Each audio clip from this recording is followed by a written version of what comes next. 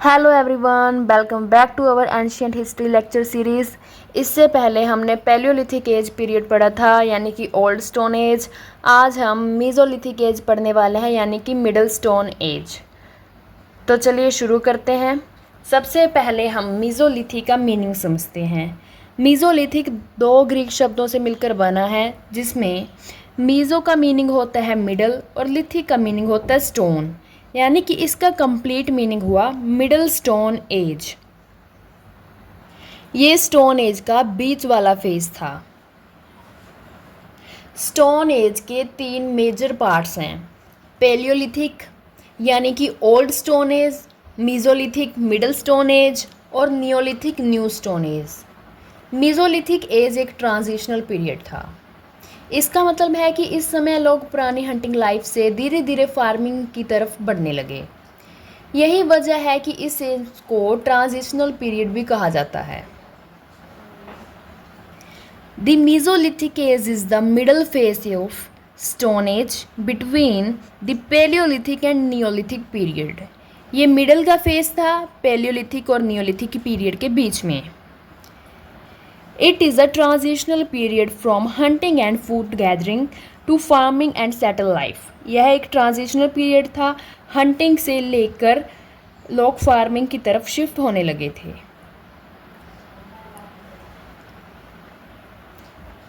चलिए इसका हम टाइम पीरियड जानते हैं। इसका टाइम पीरियड इंडिया में 10,000 BC से लेकर 6,000 BCE तक था।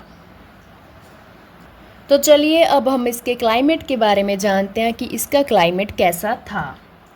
मीज़ोलिथिक एज की शुरुआत आइस एज के ख़त्म होने के बाद हुई थी। इस समय क्लाइमेट में काफ़ी चेंजेस आए थे। सबसे पहले क्लाइमेट वार्मर हो गया था, बड़े बड़े ग्लेशियर्स पिघलने लगे थे, फॉरेस्ट का एक्सपेंशन हुआ था, नदियाँ और लेक्स परमानेंट होने लगी थी। इन सब चेंजेस की वजह से ह्यूमन लाइफ थोड़ी सी आसान होने लगी थी।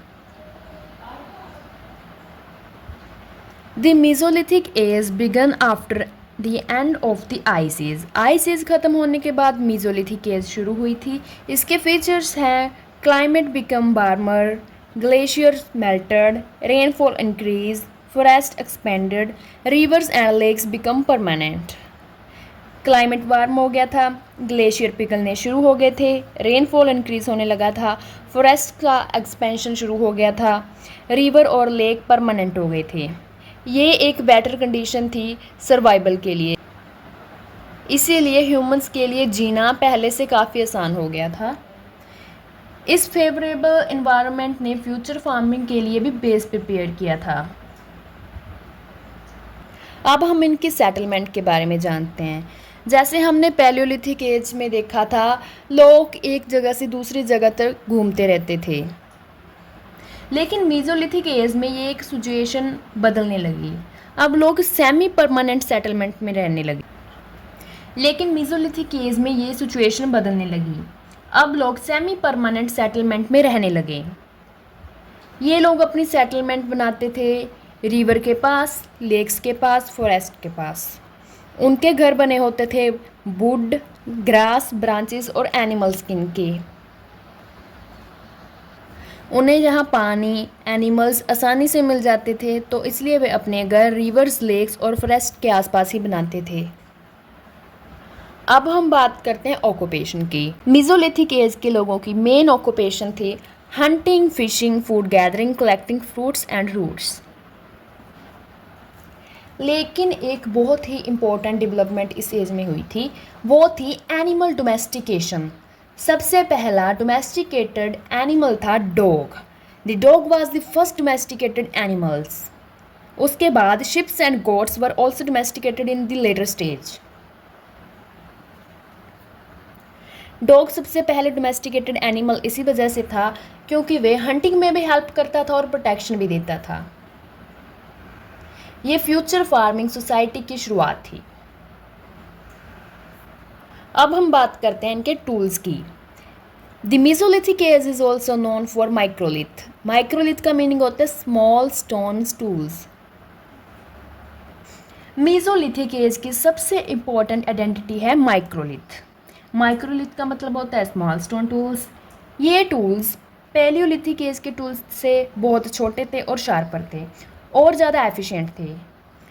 Tools were made from chert, jasper, chalcedony, quartz. इनके मेन टूल्स थे blades, arrowhead, scrapers, burins and points. इन टूल की वजह से हंटिंग और भी इफ़ेक्टिव हो गई थी। इसमें एक एग्जाम पॉइंट भी है माइक्रोलिथ। ये लाइन आपको ज़रूर याद रखनी है। The Mesolithic as is also known for microliths. The tools were smaller, sharper and more efficient then Palaeolithic tools. Tools छोटे थे, शार्पर थे और मोर एफिशिएंट थे पैलियोलिथिक एज से। अब हम बात करते हैं इनके आर्ट और कल्चर की। Rock paintings become more developed. इस एज में आर्ट भी बहुत ज़्यादा डेवलप हुई थी। पेंटिंग्स में दिखाया जाता था जैसे हंटिंग करते हुए, डांसिंग करते हुए, एनिमल्स और डेली लाइफ। इसमें एक इम्पॉर्टेंट थिंग है, इंडिया का सबसे फेमस रॉक पेंटिंग साइट है भीमबेटका रॉक शेल्टर, जो है मध्य प्रदेश में। ये भी आपको याद रखना, ये भी बहुत इम्पोर्टेंट है। अब हम सोसाइटी की बात करते हैं। लोग छोटे ग्रुप्स में रहते थे। फैमिली सिस्टम धीरे धीरे डेवलप हो गया था। फूड शेयरिंग का सिस्टम था। रिलीजियस लाइफ में लोग नेचर की वर्शिप करते थे। नेचर वर्शिप जैसे सन, ट्रीज, वाटर और एनिमल्स।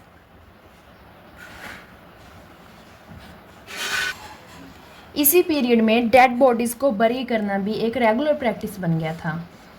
इससे हम उनके रिलीजियस बिलीफ का भी आइडिया मिलता है। People lived in small group. लोग छोटे छोटे ग्रुप्स में रहते थे। Family system gradually developed. Family system develop होना शुरू हो गया था। Food was share among members. Food sharing चल पड़ी थी। नेचर वर्शिप वाज कॉमन, जैसे नेचर वर्शिप जैसे sun, trees, water, animals. Burial of the dead bodies become a regular practice. Important mesolithic sites. इसकी कुछ इम्पोर्टेंट साइट्स हैं जो हमें याद रखनी होंगी, जैसे बगौर जो है राजस्थान में, जो एनिमल डोमेस्टिकेशन के लिए फेमस है। सेकंड है लंघनज जो है गुजरात में, जो ह्यूमन स्केलेटन और माइक्रोलिथ के लिए फेमस था। थर्ड है भीमबेटका जो है मध्य प्रदेश में, जो रॉक पेंटिंग के लिए फेमस है। फोर्थ है आदमगढ़ जो है मध्य प्रदेश में, यहाँ पर माइक्रोलिथिक टूल्स मिले थे। फिफ्थ है सराय नहर राय जो है उत्तर प्रदेश में, जो ह्यूमन बरियल्स के लिए फेमस है। आई होप आपको ये सारी साइट्स याद होंगी। तो चलिए आखिर में हम इसकी इम्पोर्टेंस देखते हैं। मेसोलिथिक एज की मेजर अचीवमेंट थी development of microlithic tools, beginning of animal domestication, semi permanent settlement, improved hunting techniques, foundation for the Neolithic revolution. इसी एज में माइक्रोलिथिक टूल्स की डेवलपमेंट हुई, एनिमल डोमेस्टिकेशन की शुरुआत हुई, सेमी परमानेंट सेटलमेंट होनी शुरू हुई, हंटिंग टेक्निक्स इम्प्रूव्ड हुई और फाउंडेशन ऑफ नियोलिथिक रेवोल्यूशन हुई। तो दोस्तों आज हमने मेसोलिथिक एज को कंप्लीट डिटेल में पढ़ा। हमने समझा इसका meaning, time period, climate, settlement, occupation, tools, art and culture, social life, important sites और इसकी इम्पोर्टेंस।